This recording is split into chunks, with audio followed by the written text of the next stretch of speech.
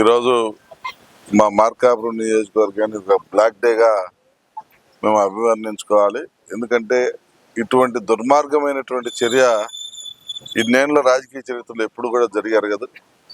కానీ ఈరోజు ఈ ప్రజాస్వామ్య దేశంలో ప్రజాస్వామ్యయుతంగా నిరసన వ్యక్తం చేస్తున్నటువంటి మహిళల మీద ఈ వైసీపీ గూండాలు, వైసీపీ సంబంధించినటువంటి రౌడీలు నిర్దాక్షిణ్యంగా మహిళలను కూడా చూడకుండా ఏ రకంగా ఈరోజు వాళ్ళ మీద దాడి చేసి రాళ్ళు, చెప్పులతోటి, కర్రలతోటి వాళ్ళ మీద దాడి చేసి అనుచితంగా ప్రవర్తించి కొట్టారో తలుచుకుంటుంటే చూస్తూ ఉంటే చాలా బాధగా ఉంది. సుమారు 5-6 మందికి దెబ్బలు తగిలాయి. అసలు అంత దుర్మార్గంగా వ్యవహరించాల్సిన అవసరం ఏంటి? అంటే మీరు ఏమన్నా మేము పడి ఉండాలి, మీరు ఏం చేసినా మేము చూస్తుండాలి, మీరు ఎటువంటి దుర్మార్గం చేసినా కానీ మేము సహించి ఉండాలి. ఇదే మీ సంస్కృతి? మీరేమో మహిళల్ని పట్టుకొని వేశ్యలు అనొచ్చు, ఇంకోటి అనొచ్చు, ఏదైనా అనొచ్చు.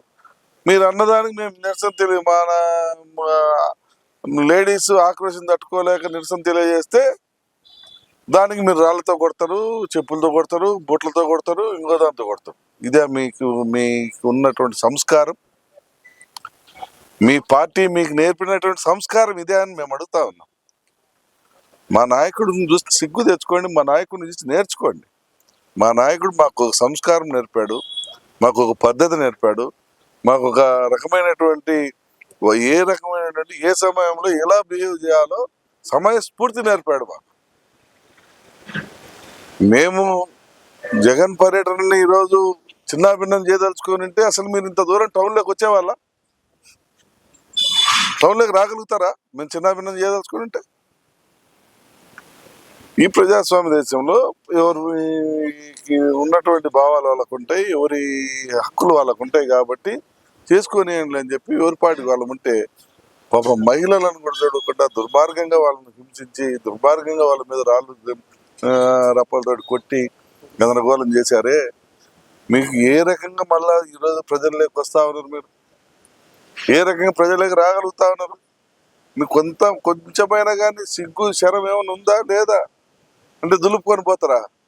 మమ్మల్ని కాదులే, మేము మహిళలను అన్నా ఏం పట్టించుకోలేరు అంటే మా ఏం పిక్కోలేరులే అన్నట్టు విధంగా ఉంది మీరు చేసినటువంటి ఇది. కనీసం ఒక ఖండన, అయ్యా తప్పు అయిపోయింది, పొరపాటు జరిగింది అనేది ఈ రోజుకి ఇప్పటికీ ఈ టైంకి కూడా ఒక నాయకుడు కూడా ఇచ్చినటువంటి సందర్భం లేదు. అంటే మీకు ఏ రకంగా అహంకారంతో నిండినారో దీన్ని బట్టి అర్థమవుతా ఉంది. తప్పకుండా మీ అహంకారాన్ని ఆ భగవంతుడు చూస్తా ఉన్నాడు.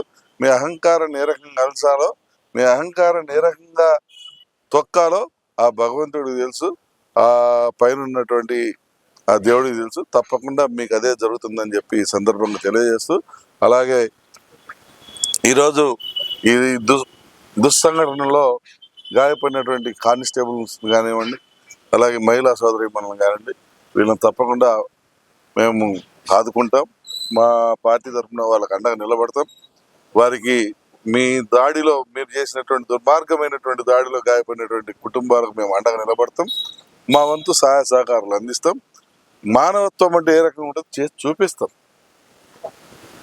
మీరు నేర్చుకుంటారో నేర్చుకోకూడదో అది మీ ఇష్టం.